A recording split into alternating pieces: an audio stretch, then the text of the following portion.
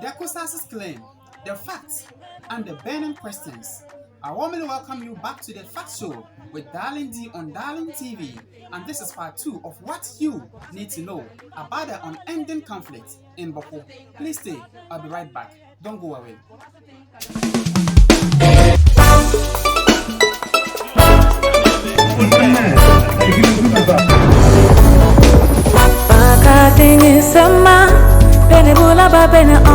The Kusasis, who are historically known to be non-violent and peaceful people, have on the other hand asserted that indeed there was a time when the Mampru settlers in Bawku were imposed on them as chiefs by the colonialists.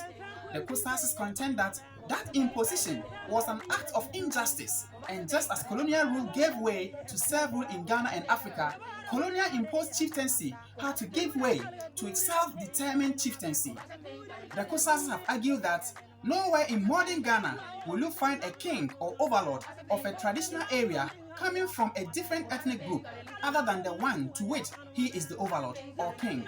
For example, an Asante man cannot become the king or overlord of the Ewes, and an Ewe man cannot become the overlord of the Gas. The overlord of the Gonjes in the Gonja capital of Damango is a Gonja.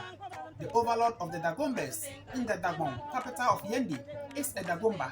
The overlord of the Mamprusis in the Mampruhu capital of Nalerigo is a Mamprusi. So how can the overlord of the Kusasis in the Kusa capital of Bawku not be a Kusasi but a Mamprusi?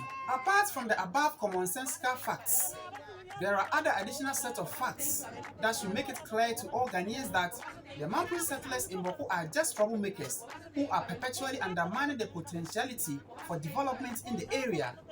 The additional set of facts will also help clear any doubts about the rights and legitimacy of the Kusasis as the rightful custodians of the Bawku skin and the legitimacy of the current Bawku Naba Asegir Aburab Azoka II for that matter. 1. As far back in 1957, a committee of inquiry was set up by the then Governor General, Lord Listowel, to inquire into the claims of Aburab Azoka I, father of the current Bawku Naba, that he was validly selected and schemed as the legitimate chief of Bawku. The committee was made up of 3 eminent persons. 1. Lawyer S.D. Opoku-Afari, the then Domahene. 2. Nana Jaman Badu, the then Tumokro. And 3. Laurie Canton. At the end of the thorough deliberations, the committee gave its verdict in favor of the Kusasis and affirmed the claim by Aburab Azoka I. The Mamprusi settlers in Bawku refused to abide by the decision of the committee. 2.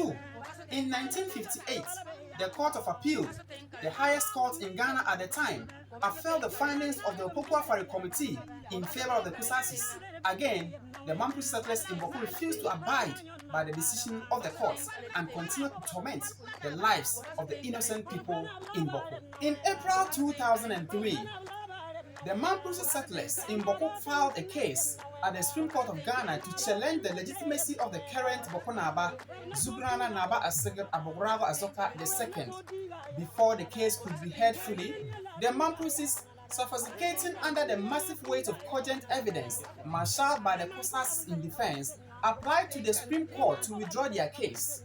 The Supreme Court granted their request to withdraw their case, but on condition that they have no liberty to reapply to the Supreme Court on the same matter under Article 270 and 277 of the 1992 Constitution. Lawyers from the law firm of the current president, Nana Addo Akufo-Addo, served as lawyers for the Mamprusis in the case.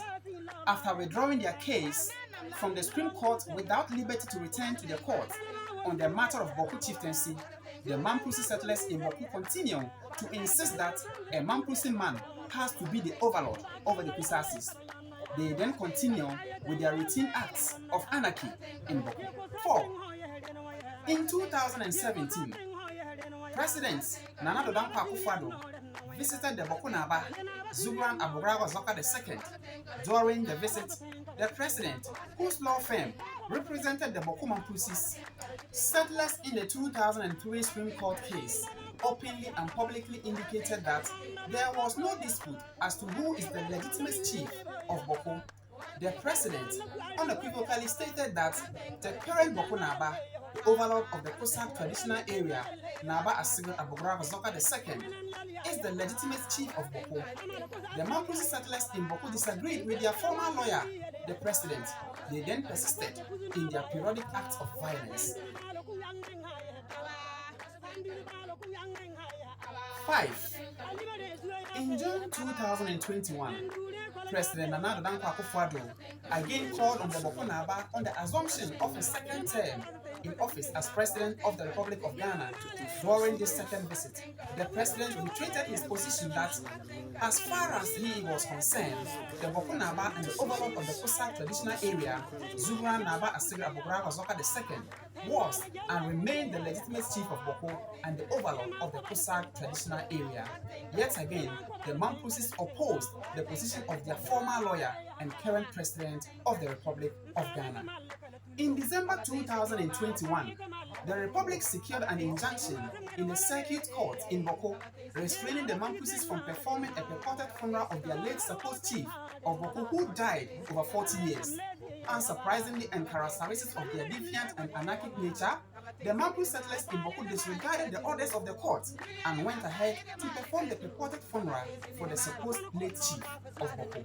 During the recent annual Tamampet Festival of the Kusasi people held in Bawku on December 29, 2021, the Minister for Chieftaincy and Religious Affairs, Honorable Ebenezer Kojokum, also made it clear that there was no dispute as to who the legitimate Bawku Naba is.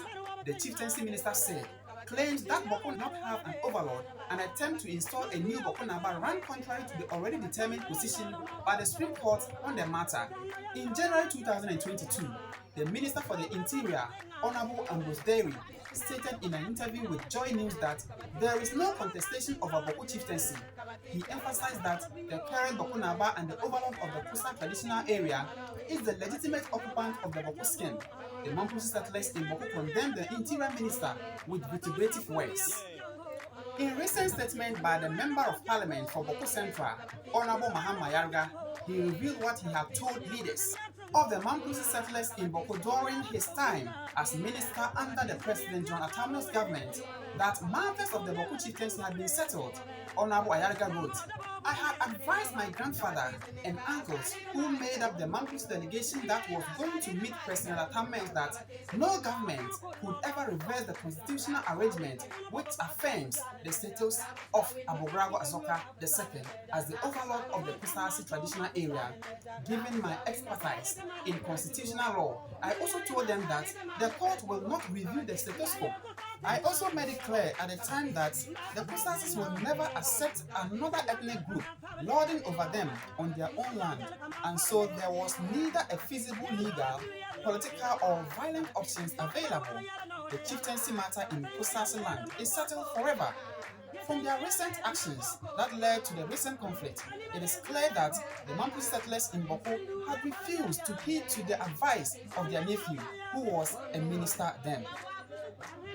The situation and actions of intransigence of the Mampusi settlers in Bawku can only lead one to ask the following burning questions.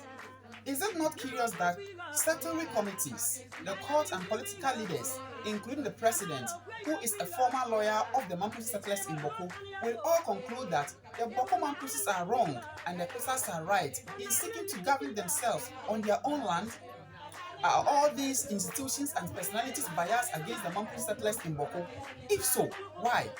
Is it not surprising that the Mampusi settlers in Bawku continue to resort to violence despite all the evidence against their quest to be the occupant of the Bawku skin? Is it not surprising for the Mampusi settlers in Bawku to think that a Mampusi should be made the overlord or king of Kusasis on Kusasi land? If a Mampusi were to be the overlord of the Kusasis, in what language will he be using to address his subjects in Kusak? Will he be addressing them in Kusak or Mampuli?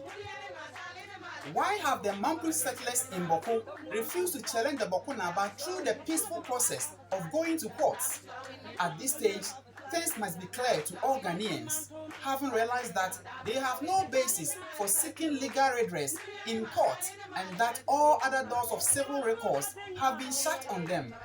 the Mampusi settlers in Bawku have decided to perpetually resort to guns and violence to seek to eternally destabilize and destroy Bawku. It's about time for all Ghanaians to tell the Mampusi settlers in Bawku that enough is enough. Just as a Kusasi man cannot be the king of Mampusis in the Mampugu capital of Nalerugu, a Mampusi man cannot be the king of the Kusasis in the Kusa capital of Bawku. It's very simple. The Bawku Mampusis must give peace a chance. We need everlasting peace in Bawku. We need permanent peace in Bawku this time around.